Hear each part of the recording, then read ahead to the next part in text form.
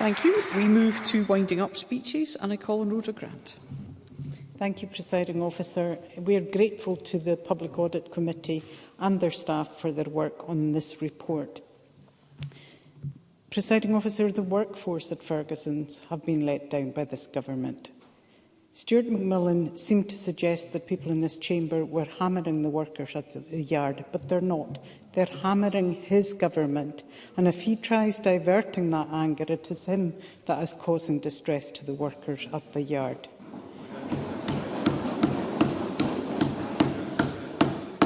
The workforce at CalMac have been let down as well, but those who have been most let down are the communities that are being driven to their knees by the lack of ferries.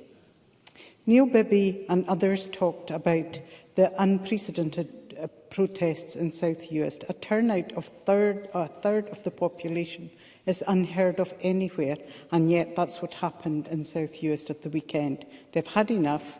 This has to be fixed. They need ferries, and it won't be fixed without a Transport Minister. So why the delay in appointing one?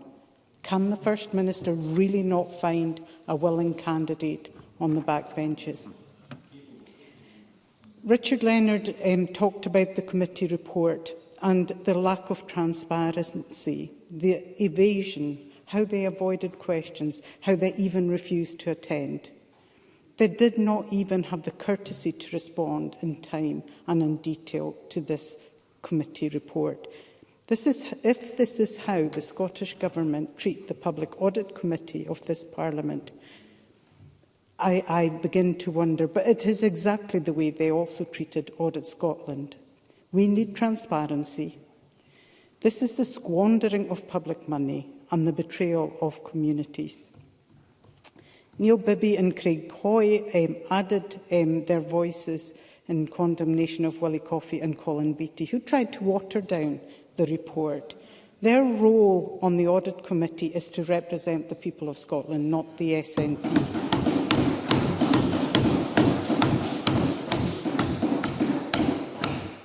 And for the Minister to tell us today that CIMA will decide on which parts of the KC report will be published is absolutely shocking. This is a failing government trying to hide the truth.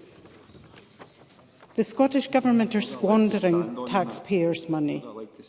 The cost of the Glen Sannox and Hull 802 would have been almost enough to renew the whole fleet. And bizarrely, they're also paying Pentland Ferries an amount for 9 months for a 9 months hire that would have pretty much bought the boat. Brian Whittle talked about paying for consultants. Yes, they've paid for consultants on Project Neptune. Now they're going out to another procurement for millions of pounds for more consultants. Wasted money when a bystander could tell them for free what we need is ships. It's the only way to solve the problem. They need to sign off a design that will fit harbours, put a running programme of replacement out to tender and build an interchangeable fleet with capacity to cover dry dock and high season. Doing that will invest in shipbuilding, a point made by Paul Sweeney in the debate. At this moment, it doesn't really matter who runs the contract. You can't provide a service without boats. So while the Scottish Government loves to point fingers at CalMac, they're simply passing the buck for their own incompetence.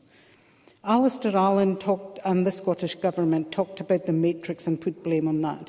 But if you change the matrix, you simply cut off another community, pitting communities against each other. We're already pitting tourists against locals, freight against passengers. Divide and rule simply will not work.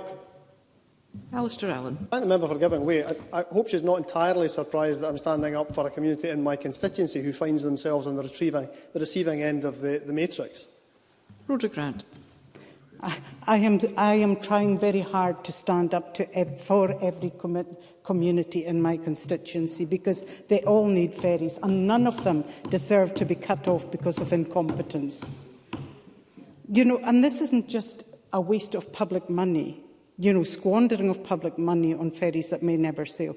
The economic damage to our communities is immeasurable. In US, bus tours have stopped coming. Buses carrying 40 people at a time for hotels and B&Bs. Visitors are cancelling, not because they don't want to come, but because they cannot come. Hospital appointments are being missed. People are missing their chemotherapy appointments. Shelves are empty, weddings are missed, and funerals are missed, as Willie Rennie said.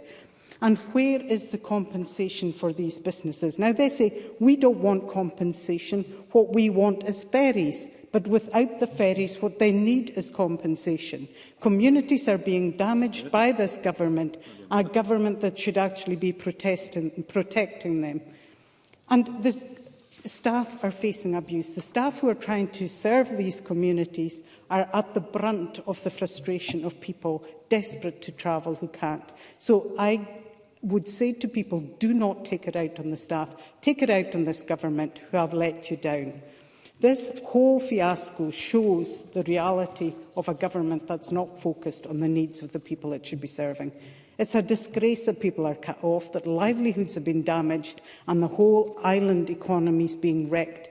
It doesn't have to be like this, and yet the Scottish Government avoid responsibility. They seek to sow further division, pitting community against community and sector against sector. They need to stop. They need to step up and help our island communities. They need to provide compensation and they need to provide ferries.